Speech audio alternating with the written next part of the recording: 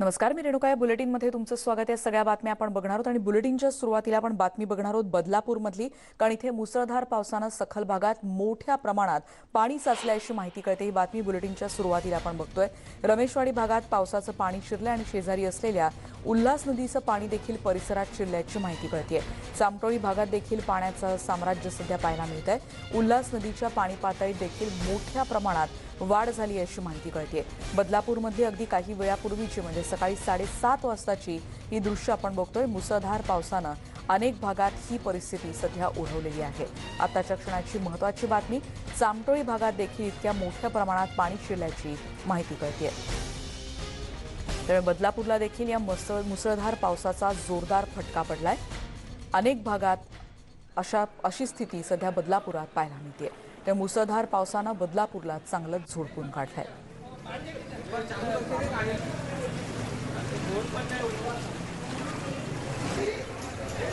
पाण्यातून वाट काढत या सगळ्या नागरिकांना प्रवास करावा लागतोय. वाहनं अडकलेली आपण बघतोय आणि तिथून वाट काढत हे नागरिक आता पुढचा प्रवास करताना दिसतात.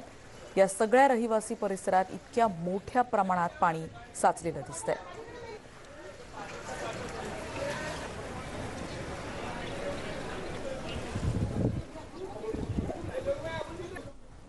आणि या पावसाचा लोकल सेवेला देखील फटका बसलाय. मध्य रेल्वेची वाहतूक ठप्प झाल्याची माहिती सध्या कळते. बदलापूरमधली आपण बातमी बघितली, पण त्याचबरोबर या पावसाचा आता लोकलला देखील फटका बसला. अनेक लोकल ट्रेन सध्या थांबलेल्या आहेत अशी माहिती कळते. लांब पल्ल्याच्या गाड्या देखील थांबल्यात. मध्य रेल्वेची वाहतूक त्याच्यामुळे ठप्प झाली आहे आणि काही तासांपासून ही वाहतूक विस्कळीत झाली आहे अशी देखील माहिती कळते. त्यामुळे काल रात्री झालेल्या मुसळधार पावसाचा फटका रेल्वे सेवेलाही आणि त्यामुळे प्रवासी खोळंबलेले या दृश्यांमध्ये आपण बघतोय. मुसळधार पावसाचा रेल्वेला मोठा फटका पडलाय आणि मध्य रेल्वेची वाहतूक त्याच्यामुळे ठप्प झालेली आहे.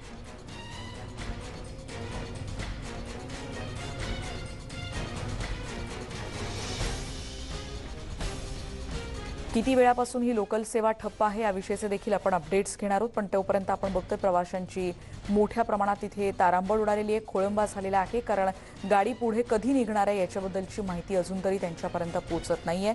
अनेक लोकल ट्रेन आणि त्याचबरोबर हा सगळा पट्टाच आपल्याला माहिती असेल तर थ्रू ट्रेन अर्थात लांब पल्ल्याच्या गाड्यांसाठी हा सगळा परिसर अत्यंत महत्त्वाचा आहे. पण याच भागामध्ये पावसाचा लोकलला फटका बसला आणि त्याच्यामुळे मध्य रेल्वेची वाहतूक आता मोठ्या प्रमाणात विस्कळीत झालेली आहे.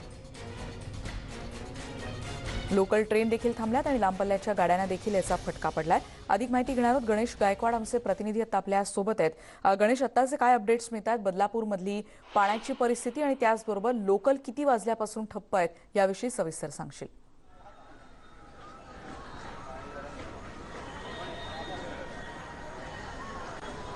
बदलापूर शहरामध्ये गेल्या 24 तासामध्ये अतिमुसळधार पाऊस कोसळला आहे आणि त्यापेक्षा जास्त म्हणजे रात्रीच्या सुमारास मोठ्या प्रमाणात पाऊस कोसळला. बदलापूर शहरातून वाहणारी जी उल्हास नदी आहे त्या उल्हास नदीच्या परिसरामध्ये आपण आहोत. उल्हास धोक्याची पातळी ओलांडली आणि त्यानंतर मागची आपण दृश्य पाहिली तर संपूर्ण हा जो परिसर आहे म्हणजे दूरपर्यंत पाहिला तर उल्हास नदीचा हा जो परिसर आहे त्याचं पूर्ण पाणी या परिसरामध्ये आलेलं आहे. यामध्ये मानव पार्क असेल, गणेशनगर असेल, चर्च असेल किंवा रमेशवाडी परिसर असेल, हा पूर्णपणे जलमय झालेला आहे. प्रत्येक रस्ते, प्रत्येक सोसायटीच्या तळमजल्यापर्यंत आता पाणी जाऊन पोहोचलं आहे.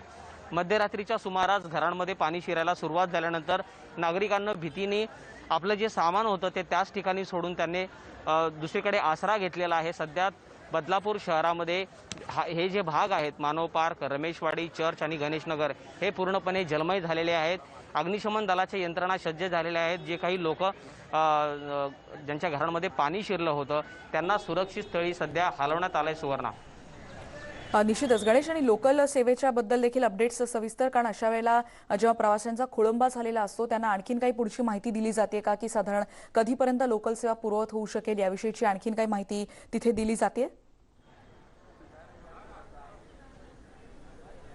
रेणुका, आता काही वेळापूर्वीच मी मध्य रेल्वेच्या बदलापूर स्थानकात होतो. तिथे एक अनाउन्समेंट झाली आणि अनाउन्समेंट अशी होती की पुढील सूचना येईपर्यंत कोणत्याही लोकल पुढे जाणार नाहीयेत. म्हणजे याचाच अर्थ असा आहे की आणखीन काही तास लोकांना वाट पाहावी लागेल रेल्वे सुरू होण्यासाठी. कारण लांब पल्ल्याच्या गाड्या देखील ज्या आहेत बदलापूर स्थानकात खोळंबलेल्या आहेत. त्यामुळे लोकल कधी सुरू होणार, कारण याची माहिती लोकांना नव्हती आणि लोक सकाळी कामाला जाण्यासाठी जे अत्यावश्यक सेवेतील जे नागरिक आहेत ते कामाला जाण्यासाठी बदलापूर स्थानकात आले, मात्र लोकल सुरू नसल्यानं पुन्हा त्यांना घरी परतावं लागलंय. लोकल कधी सुरू होतील हे अजूनही काही स्पष्ट नाहीये. रेणुका. निश्चित गणेश, आणि आणखीन एक महत्त्वाचं, ज्या भागाचा आता आपण विचार केला रमेशवाडी भागात, जसं तू आता म्हटलंस की पावसाचं पाणी शिरलंय किंवा उल्हास नदीचं देखील पाणी पातळीत वाढ झाली आहे, याचा फटका कोणकोणत्या भागांना आणखीन बसतोय, इथले स्थानिक परिस्थिती काय काय आहे, आणि तसं असेल तर आणखीन काही पथकांची तिथे त्यांना पाचारण करण्यात आलंय का, याविषयी देखील.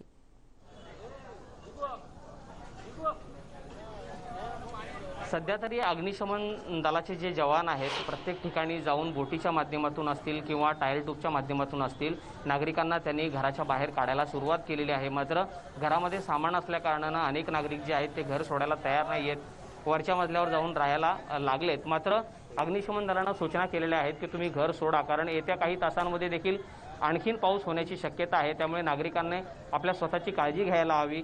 आणखीन परिस्थिती जर बिकट झाली तर TDRF किंवा NDRFला या ठिकाणी पाचारण केलं जाईल. रेणुका. अगदी खरं आहे. धन्यवाद गणेश, या सगळ्या सविस्तर माहितीबद्दल. आपल्याला बदलापूरची सगळ्या परिस्थितीची माहिती दत्त आपल्याला देत आहेत गणेश गायकवाड. आणि मुसळधार पावसानं बदलापूरला चांगलं झोडपून काढलंय. अधिक बोलणार आहोत आपण या संदर्भात. मध्य रेल्वेचे मुख्य जनसंपर्क अधिकारी शिवाजी सुतार आता आपल्या सोबत आहेत. शिवाजी सुतार, याविषयी आपण काय अधिक माहिती देऊ इच्छिता? कारण बदलापूरमध्ये प्रवाशांचा खोळंबा झालाय. कुठपासून कुठपर्यंत रेल्वे सेवा बंद आहे आणि ती कधीपर्यंत पूर्ववत होऊ शकेल? हे पहा, रात्रभर ज्या प्रकारे मुसळधार पाऊस झाला, दोन्ही घाट सेक्शन जे आहेत, बोरघाट सेक्शन आहे आणि सतारा घाट सेक्शन, दोन्ही घाट सेक्शन आम्ही बंद केले आहे.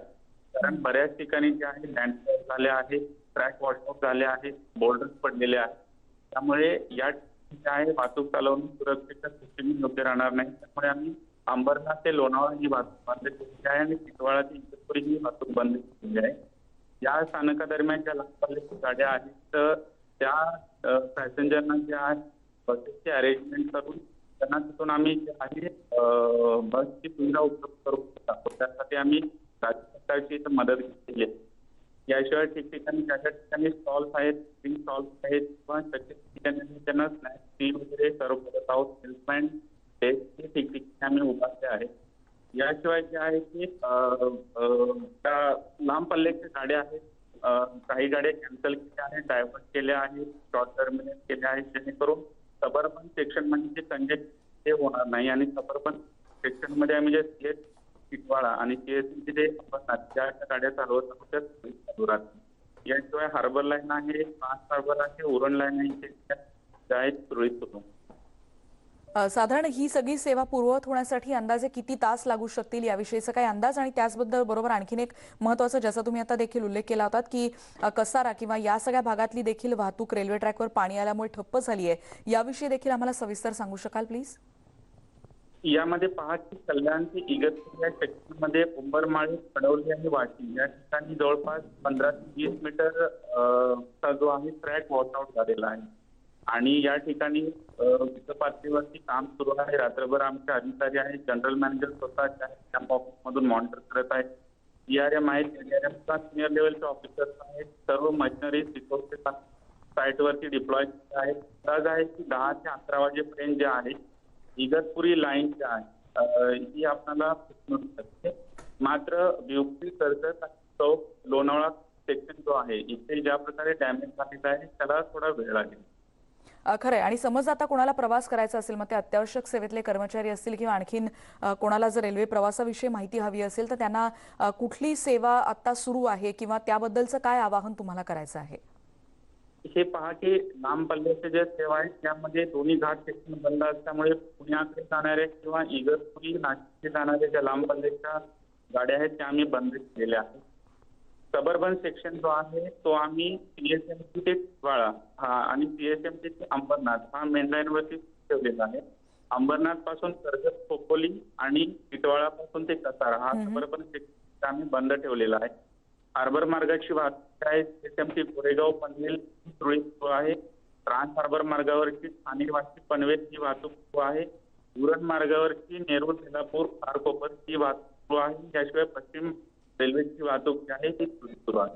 धन्यवाद शिवाजी सुतार सर, तुम्ही याविषयी सविस्तर बोललात आणि आम्हाला या सगळ्या विषयीची माहिती दिली त्याबद्दल. एकीकडे आपण दृश्य बघतोय, उंबरमाळी आणि कसारा रेल्वे ट्रॅकवर पाणी आलंय आणि त्याच्यामुळे वाहतूक ठप्प झाली आहे. हे रेल्वे स्टेशन आहे, हे सांगावं लागतं. या पाण्याखाली पूल मोठ्या प्रमाणात इथे रेल्वेची वाहतूक किती मोठ्या प्रमाणात विस्कळीत झाली आपण बघतोय.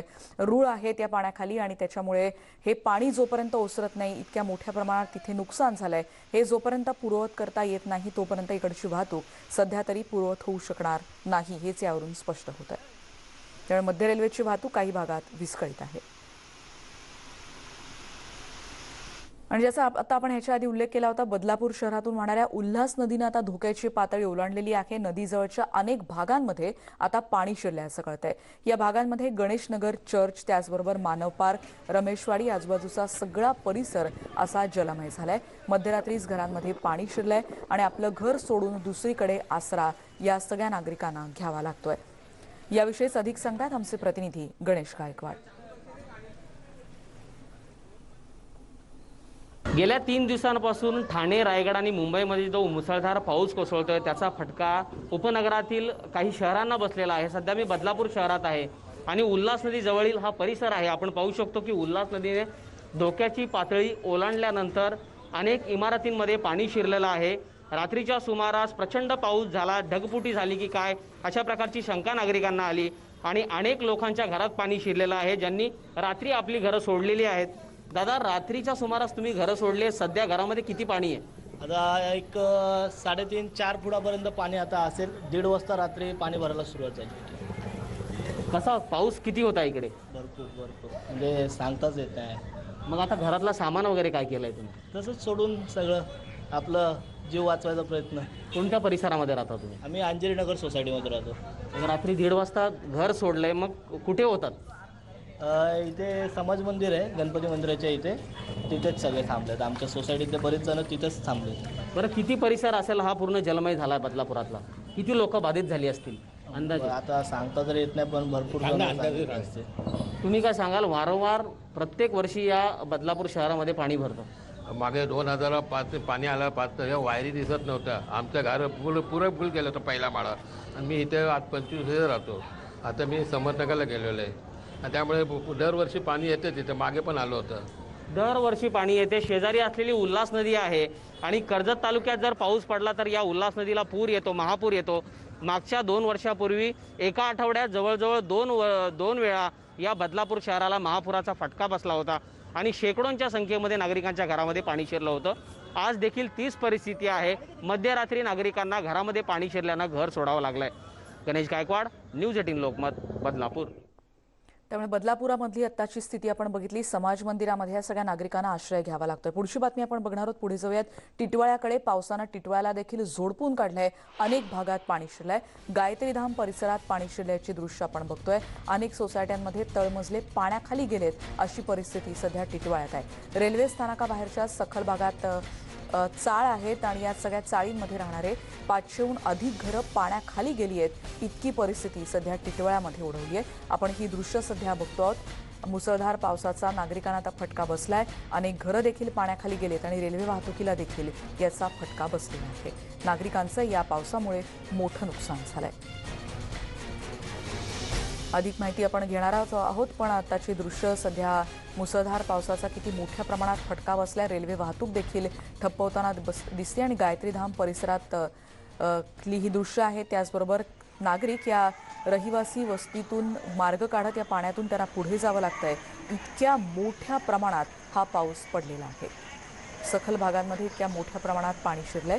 चाळ परिसर असेल किंवा बिल्डिंगच्या आपण खालचे जर मजले बघितले तर आपण समजू शकतो की किती मोठ्या प्रमाणात इथे पाऊस पडलाय. आणि या संदर्भात अधिक माहिती घेणार आहोत. मयूर थोरात आमचे प्रतिनिधी आता आपल्या सोबत आहेत. मयूर, टिटवाळ्यातले आत्ताचे काय अपडेट्स? आता इथे भरपूर पाणी आहे भरलं. रात्री साधारण 4, 4:30, 5 वाजतापर्यंत पाणी भरायला सुरुवात झाली आणि बिल्डिंगच्या जवळ तळमजलापर्यंत बुडलाय पाणी. एवढं पाणी आहे सध्या. हळूहळू पाणी पण वाढतच आहे अजून. किती वाजल्यापासून इतक्या मोठ्या प्रमाणात पाऊस पडतोय टिटवाळा परिसरात? रात्रीपासून पाऊस कंटिन्यू पडतोय इथे आणि आता सर्व पाऊस थांबलेला आहे आणि बऱ्याच ठिकाणी पाणी भरायला सुरुवात झाली आता हळूहळू. मयूर, हा सगळा रहिवासी परिसर असणार आहे आणि त्याच्यामुळे अनेक नागरिकांचे हाल होत असतील. तळमजल्यावरचे नागरिक असतील किंवा पहिल्या मजल्यावर काही ठिकाणी तिथपर्यंत देखील पाणी पोहोचलंय का? आणि अशा वेळेला नागरिकांची काय अवस्था आहे? त्यांना रेस्क्यू करण्यासाठी तिथे काही बचाव कार्य सुरू आहे, याविषयी काही सांगू शकाल किंवा तिथे तशी काही परिस्थिती? हो, हा पूर्ण नागरीचा एरिया आहे हा. आणि तळमजल्यावरती जे राहणारे लोक आहेत त्यांना आता वरती ज्यांनी असं वरती आसरा घेतलेला आहे बिल्डिंगमध्ये. आणि इथे रेस्क्यू करण्यासाठी तरी अजूनपर्यंत तरी इथे कोणाचं हे आलं नाहीये. कुठल्या प्रशासनाचं म्हणजे कोणाचं काय मदत नाही आलंय, काहीच नाही अजूनपर्यंत तरी. रात्रभर हा पाऊस होता मयूर? हो, रात्रीपासून कंटिन्यू पाऊस पडतोय. हा, आता थोडा थांबलाय पाऊस आणि थोडं पाणी आता हळूहळू वाढतच आहे. पाणी कमी होण्याचे चिन्ह दिसत नाही अजूनपर्यंत तरी. साधारण किती वस्तीचा भाग असेल आणि किती नागरिकांना इतक्या मोठ्या प्रमाणात याचा फटका बसलाय? कारण दृश्य आपण बघतोय की अक्षरशः अंगावर काटा येतोय. कारण या सगळ्या म्हणजे इमारतींचा तळमजला तर दिसेनासा होईल इथपर्यंत परिस्थिती आहे. हो, इथे जवळ हा पूर्ण बराच मोठा वस्तीचा एरिया आहे आणि भरपूर लोकांचा म्हणजे हाल होत आहे रात्रीपासून. धन्यवाद मयूर, तुम्ही सविस्तर माहिती दिलीत. आणि तिथली परिस्थिती आपण आखो देखा हाल बघतोय. टिटवाळ्यामधल्या पावसानं अक्षरशः गायत्रीधाम परिसरात पाणी शिरले आणि इथल्या अनेक सोसायट्यांमधले तळमजले अक्षरशः पाण्याखाली गेलेत. आणि या सगळ्या रहिवाशांना आता वरच्या मजल्यावर आसरा घ्यावा लागतोय. काही वेळातच तिथे बचाव कार्य सुरू होईल अशी अपेक्षा आपण व्यक्त करूयात. अनेक रहिवासी रात्रीच्या अंधारात अडकल्याची माहिती देखील कळते आणि बचाव कार्य देखील तिथे अंधारात सुरू होतं अशी देखील माहिती सध्या कळते आहे. पुढची बातमी आपण बघणार आहोत. या सगळ्या मुसळधार पावसामुळे भिवंडी शहर आणि ग्रामीण भागातल्या अनेक सखल भागात पाणी साचले आणि जनजीवन विस्कळीत झालंय. यातच भिवंडी शहरानजीक असलेल्या शेलार ग्रामपंचायत हद्दीतल्या मीठपाडा इथे जवळपास 40हून अधिक घरात पाणी शिरलंय. नागरिकांचे मोठे हाल होत आहेत. रात्रीच्या साखर झोपेत असतानाच अचानक आलेल्या पावसामुळे सगळ्या घरांमध्ये पाणी शिरलंय. आपल्या लहान मुलांना आणि इतर नातेवाईकांचा जीव वाचवत सुरक्षित स्थळी त्यांचं स्थलांतर सध्या सुरू आहे. इतकी भीषण परिस्थिती सध्या भिवंडीमध्ये पाहायला मिळते. भिवंडी शहरातल्या म्हाडा कॉलनी परिसरात 20 ते 25 घरांमध्ये नागरिक अडकलेत अशी माहिती कळते. अग्निशमन दल आता घटनास्थळी दाखल झालाय. वीज पुरवठा खंडित आहे, त्याच्यामुळे मदत कार्यात मात्र अडचणी येत आहेत. वडपा गावच्या हद्दीत गोदामात 3 ड्रायव्हर अडकलेत अशी देखील माहिती आमच्या प्रतिनिधींनी दिली आहे. त्यामुळे मुसळधार पावसाचा भिवंडीकरांना खूपच जास्त फटका बसलेला आपण बघतोय. आणि यामुळे किती मोठ्या प्रमाणात नुकसान झालं याचा पंचनामा केल्यानंतरच याचा अंदाज येऊ शकेल. पण काही दुकानं दिसू शकत नाहीयेत, इतक्या मोठ्या प्रमाणात इथे पावसाचं पाणी साचलेलं आहे. या मुसळधार पावसाचा भिवंडीकरांना फटका बसलाय. भिवंडीत मोठ्या प्रमाणात पाणी साचलेलं पाहायला मिळत आहे.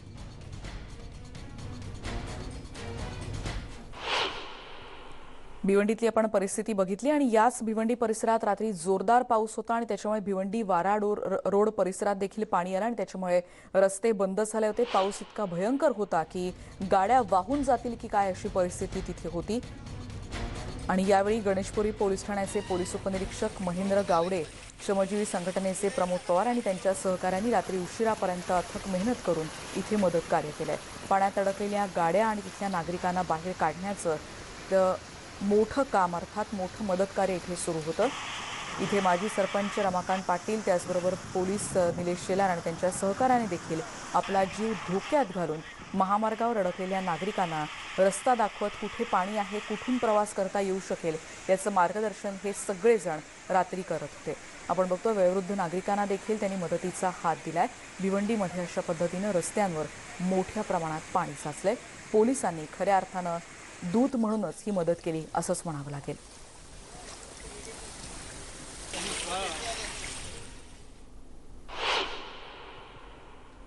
पुढची बातमी आपण बघतो. एकीकडे भिवंडीमध्ये तर बातमी बघितली आपण की कशा रीतीनं पोलीस तिथे मदतीला आलेत आणि त्याचबरोबर या बाजारपेठेमध्ये देखील पाणी शिरले आणि पाण्यात वाहून जाणारा भाजीपाला आणि विविध वस्तू घेण्यासाठी काही नागरिक जीव धोक्यात घालून पाण्यात उतरून भाजीपाला आणि वस्तू गोळा करतायत अशी परिस्थिती सध्या भिवंडीमध्ये पाहायला मिळते.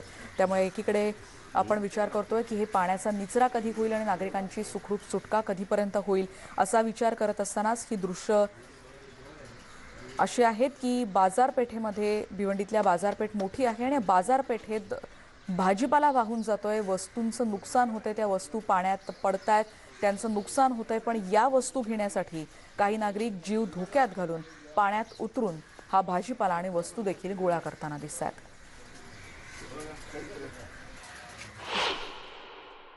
भिवंडी परिसरामध्ये काल रात्रीपासून मुसळधार पावसाला सुरुवात झाली होती आणि अक्षरशः पूर्ण भिवंडी जलमय झालेली आहे। आता मी उभा आहे नजराना कंपाऊंड या परिसरामध्ये। आपण पाहू शकतो कशा पद्धतीने या ठिकाणी पाणी साचलेलं आहे। अक्षरशः 1000पेक्षा जास्त जी दुकानं आहेत ती दुकानं पाण्याखाली गेलेली आहे। आपण पाहू शकतो कशा पद्धतीने इथे भाजीपालासुद्धा फेकलेला आहे, वाहत चाललेला आहे आणि त्याचप्रमाणे मोठ्या प्रमाणात नुकसान झालेलं आहे। आपण जर पाहिलं तर भिवंडी शहरातील नजराना कंपाऊंड, 3 बत्ती, ठाणगेआळी, कासाराळी, त्याचप्रमाणे बहुसंख्य ठिकाणी पाणी साचलेलं आहे। त्यामध्ये माडा कॉलनी असेल, ईदगा रोड असेल, पद्मानगर असेल, मेट्रो हॉटेल असेल, अशा बहुसंख्य ठिकाणी जे आहे ते पाणी साचलेलं आहे। आणि आपण जर पाहिलं तर अक्षरशः भिवंडी ही जलमय झालेली आहे। बहुसंख्य ठिकाणी नागरिकांना वाचवण्यात यांना यश आलेलं आहे। अग्निशामक दल असेल, महानगरपालिकेची यंत्रणा असेल, त्यांनाही वाचवण्यात यश आलेलं आहे। मात्र भिवंडी ही पूर्ण जलमय झालेली आहे। आता ज्या वेळेस ओटी येईल त्याच वेळेस ह्या पाण्याचा निचरा होण्याची शक्यता आहे, कारण अद्यापही पाण्याचा निचरा हा होत नाही आहे। त्यामुळे काही नागरिकसुद्धा इथे अडकून पडलेले आहे। आणि जर आपण जर बघितलं आता तर भिवंडी शहरातील काही ठिकाणी जे आहे ना, काही ठिकाणी मोठ्या प्रमाणात पाणी साचल्यामुळे नागरिकांना सुरक्षित स्थळी हलवण्यात आलेले आहे। त्यामध्ये ईदगा रोड असेल, पुन्हा माडा कॉलनी असेल, पडगा असेल किंवा बहुसंख्य ठिकाणी नागरिकांनाही सुरक्षित स्थळी हलवण्यात आलेलं आहे। तर आता नुकतेच एक 40 नागरिकांना बाहेर काढण्यात अग्निशामक दलाला यश आलेलं आहे माडा कॉलनीमध्ये। त्याचप्रमाणे मोठ्या प्रमाणात ही व्यापाऱ्यांचं नुकसान झालेलं आहे। तरी देखील अद्यापही पाऊस थांबला असला तरी पाण्याचा निचरा होत नसल्यामुळे नागरिकांना घराच्या बाहेर पडणं कठीण झालेलं आहे आणि व्यापाऱ्यांचं मोठ्या प्रमाणात नुकसान झालेलं आहे। त्यामुळे आता प्रशासनाने लक्ष देणं तेवढंही गरजेचं आहे। रवी शिंदे, न्यूज 18 लोकमत, भिवंडी। तर भिवंडीतली परिस्थिती आपण बघितली, हजारो घरांचं आणि त्याचबरोबर दुकानांचं मोठ्या प्रमाणात नुकसान होताना आपण बघतोय। आता यानंतर म्हणजे भिवंडी, टिटवाळा, बदलापूर या सगळ्या परिस्थितीचा आढावा घेतल्यानंतर पुढे जाऊयात कोल्हापुरात, कारण कोल्हापूर जिल्ह्यात मुसळधार पाऊस सुरू आहे। पंचगंगा नदीची पाणी पातळी 35 फुटांवर पोहोचली अशी माहिती कळतेय। कोल्हापूर जिल्ह्यातले 39 बंधारे पाण्याखाली गेलेत। गगनबावडा मार्गावर पुराचं पाणी असल्याची माहिती कळतेय। कोल्हापूर गगनबावडा मार्गावर पाणी साचल्यामुळे इकडची वाहतूक बंद करण्यात आली आहे। मांडुकली इथे कुंभी नदीचं 2 फूट पाणी सध्या रस्त्यावर आलंय। पंचगंगा नदी इशारा पातळी गाठण्यासाठी आता 4 फूट कमी इतकी पाणी पातळी तिची वाढलेली आहे। 39 फूट ही पंचगंगेची इशारा पातळी आहे। चंदगड आणि गगनबावडा तालुक्यांमध्ये रात्रभर अतिवृष्टीचा सामना इथल्या नागरिकांना करावा लागतोय। अधिक माहिती घेणार आहोत, संदीप राजगोळकर आमचे प्रतिनिधी आता आपल्या सोबत आहेत। संदीप, कोल्हापूरमधला पाऊस म्हणजे अक्षरशः अंगावर शहारे आणणारा असतो, कारण गेल्या 2 वर्षांपूर्वीचा पाऊस खूप आठवतो आणि कशा रीतीने हाहाकार उडाला होता ह्या देखील आठवणी अजूनही ताज्या आहेत। कोल्हापूरमधल्या पावसाचे आत्ताचे काय अपडेट्स, कारण जसं कळतंय की कोल्हापूरमधल्या पंचगंगेची पाणी पातळी देखील वाढताना दिसतेय। रेणुका, एकतर जून महिन्यातच पंचगंगा नदीचं पाणी जे आहे ते पात्राबाहेर आलं होतं। जून महिन्याच्या शेवटच्या आठवड्यामध्ये त्यावेळेला महापूर म्हणता येणार नाही, पण पूर हा कोल्हापूर शहराला आणि जिल्ह्यातल्या अनेक भागाला स्पर्श करून गेला होता। त्यावेळेला कोल्हापूरकरांनी सुटकेचा निश्वास टाकला होता। मात्र जो गेल्या 24 तासांमध्ये कोल्हापूर जिल्ह्यात पाऊस पडलेला आहे तो नक्कीच कोल्हापूरकरांना धडकी भरवणारा पाऊस आहे असं म्हणता येईल। सगळ्यात महत्त्वाचा अपडेट पहिल्यांदा सांगावं लागेल, 2 राष्ट्रीय महामार्ग पूर्णपणे बंद झाले आहेत। ते म्हणजे कोल्हापूर रत्नागिरी, मलकापूर जवळ साधारणतः रस्त्यावर 2 फूट पाणी आलेलं आहे, त्यामुळे कोल्हापूर रत्नागिरी महामार्ग पूर्णपणे बंद आहे। कोल्हापूर गगनबावड्यावरनं वैभववाडीला जाणारा जो रस्ता आहे त्या रस्त्यावर देखील मांडुकली जवळ जवळपास 1.5 ते 2 फूट पाणी रस्त्यावर आलं आहे, त्यामुळे तो रस्ता देखील जिल्हा प्रशासनानं बंद केलेला आहे। आणि त्यामुळं आंबोली आणि फोंडा हे 2च घाट सध्या कोकणामध्ये जाण्यासाठी उपलब्ध आहेत। दुसरी महत्त्वाची गोष्ट, गडहिंग्लज चंदगड हा राज्यमार्ग जो आहे तो कदाचित दुपारपर्यंत बंद होण्याची शक्यता आहे। कोल्हापूर जिल्ह्यातली पंचगंगा नदी ही मुख्य नदी म्हणून रेणुका ओळखली जाते आणि पंचगंगा नदीची इशारा पातळी जी आहे ती 39 फूट आहे, धोक्याची पातळी जी आहे ती 43 फूट आहे। आणि सध्या पंचगंगा नदीची पाणी पातळी ही 35 फुटांवर आहे, त्यामुळे फक्त 4 फूट कमी आहेत इशारा पातळी गाठण्यासाठी। जवळपास 39 बंधारे हे जिल्ह्यातले पाण्याखाली गेले आहेत। रेणुका, कोल्हापूर जिल्ह्यामध्ये साधारणतः 12 नद्या वाहतात जिल्ह्यामधून आणि या सगळ्या नद्यांवर जवळपास 120 बंधारे आहेत आणि त्यापैकी 39 बंधारे पाण्याखाली गेले आहेत, त्यामुळे अनेक गावांचा अंशतः संपर्क तुटलेला आहे। कदाचित NDRF आज दुपारपर्यंत दाखल होण्याची शक्यता आहे। त्याबाबत जिल्हा प्रशासनानं अजून अधिकृत माहिती जी आहे ती दिलेली नाही आहे, पण तशी परिस्थिती उद्भवू शकते, त्यामुळे NDRFला आज दिवसभरामध्ये पाचारण केलं जाऊ शकतं। जिल्हा प्रशासनानं नदीकाठच्या सगळ्या गावांना रेणुका सतर्कतेचा इशारा दिला आहे। चंदगड आणि गगनबावडा या 2 तालुक्यांमध्ये काल रात्रभर अक्षरशः म्हणजे अतिवृष्टी झाली आहे, मुसळधार असा पाऊस त्या भागामध्ये झाला आहे। आणि दुसरी महत्त्वाची गोष्ट, कोयना धरणामध्ये देखील पाण्याची आवक मोठ्या प्रमाणामध्ये वाढते, त्यामुळे कोयना धरणामधून देखील पाण्याचा विसर्ग जो आहे तो आज दिवसभरामध्ये वाढवला जाण्याची शक्यता आहे आणि त्याचा परिणाम असा होऊ शकतो पंचगंगा आणि कृष्णा या दोन्ही नद्यांच्या पाणी पातळीमध्ये मोठी वाढ होऊ शकते। त्यामुळे आलमट्टीमधून जो सध्याचा विसर्ग सुरू आहे तो कदाचित पुन्हा कर्नाटक सरकारला वाढवावा लागू शकतो। पण सध्या जर कोल्हापूर शहरासह जिल्ह्यातली परिस्थिती पाहिली तर मुसळधार असा पाऊस आहे, रात्रभर पावसानं जोरदार अशी बॅटिंग केलेली आहे, थांबलेला नाही आहे पाऊस आणि संततधार जी आहे ती शहर आणि पूर्वेकडच्या भागामध्ये पाहायला मिळते। मात्र सह्याद्रीचा जो ज्या पर्वतरांग आहेत किंवा घाटमाता जो आहे त्या भागामध्ये मुसळधार असा पाऊस सुरू आहे। सिंधुदुर्ग आणि बेळगाव या 2 जिल्ह्यांमध्ये देखील जोरदार असा पाऊस चालू आहे। बळीराजा खरं तर चिंतेत होता, कारण पाऊस लांबला होता, पण आता असा पाऊस पडतोय की महापुराची परिस्थिती उद्भवते की काय अशी शक्यता आता वर्तवली जाते। निश्चितच धन्यवाद संदीप, या सगळ्या सविस्तर माहितीबद्दल। कोल्हापूर जिल्ह्यातल्या सगळ्या परिस्थितीचा अंदाज आपल्याला देत होते संदीप राजगोळकर। आणि यानंतर या बुलेटिनमध्ये आपण इथेच थांबणार आहोत आणि बातम्यांचे, खास करून पावसाचे अपडेट्स आणि इतरही महत्त्वाच्या बातम्यांच्या अपडेट्ससह येणाऱ्या बुलेटिनमध्ये भेटणार आहोत। पण जाताना एक महत्त्वाची आठवण, आणि ती म्हणजे या सगळ्या बातम्यांचे अपडेट्स तुम्ही आमच्या यूट्यूब चॅनलवर देखील बघू शकता, त्यामुळे त्याला जरूर सबस्क्राईब करा। आणि त्याचबरोबर महत्त्वाचं आवाहन, पाऊस वगैरे तर आहेच, पण कोरोनाचं प्रमाण अजूनही म्हणावं तसं आटोक्यात आलेलं असलं तरी धोका कायम आहे, त्यामुळे मास्कचा जरूर वापर करा। नाक आणि तोंड पूर्णपणे कव्हर होईल अशा रीतीनं मास्क वापरा, सुरक्षित रहा। बातम्यांच्या अपडेट्ससाठी पहा न्यूज 18 लोकमत।